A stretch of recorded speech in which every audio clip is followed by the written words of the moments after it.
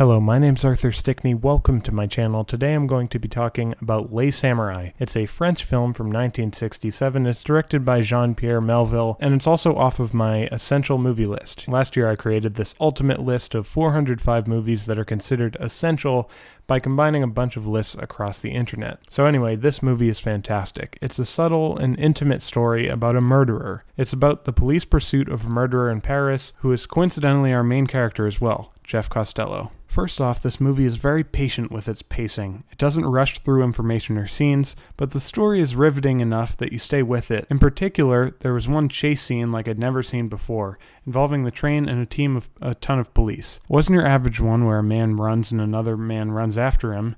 It subverts your expectations and plays around with them in a delicate yet cool way. Another great thing was the use of visual storytelling. The main character, Jeff Costello, doesn't talk a lot, and in that way he reminded me of Ryan Gosling in Drive from 2011.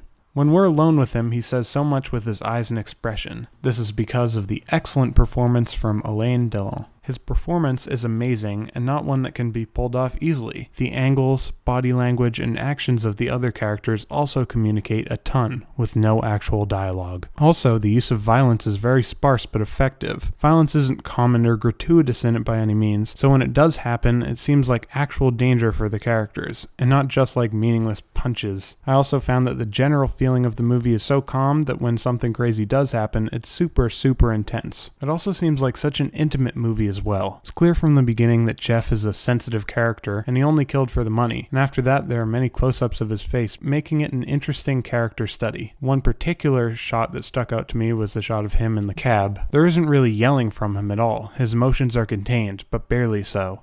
This film has so much focus on him that it ends up feeling very intimate and small scale. Jeff Costello murders because it's the only thing he can do right, but that still brings him no joy. He lives a life drifting. The curious first 10 minutes don't have any dialogue, and you're kind of puzzled, and the way it reveals information is awesome. The whole thing gives you a chance to try to figure out what's happening. It doesn't spoon-feed you it. Some may criticize it for not being clear, but I never got the criticism. I think movies giving you the chance to try to figure out what's happening is a treasure that's not common enough.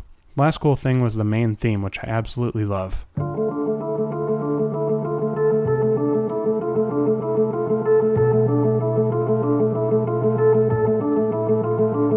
As for the bad stuff, I don't really have anything bad to say. It's a subtle, precise, and riveting story focused on a murderer. Now I'm just going to explain my rating system really quickly. 2 thumbs down is a terrible movie, 1 thumb down is a bad movie but has some admirable qualities, 1 thumb up is a good movie with some bad stuff in it, and 2 thumbs up is a fantastic movie. Les Samouraï obviously gets 2 thumbs up. I'd recommend it to people who are fans of French movies, crime movies, noir movies, or subtle movies in general. Okay, thank you for watching. If you enjoyed this review, then comment and tell me how I'm doing, or you can subscribe to my channel to see more reviews like this in the future. Okay, bye-bye.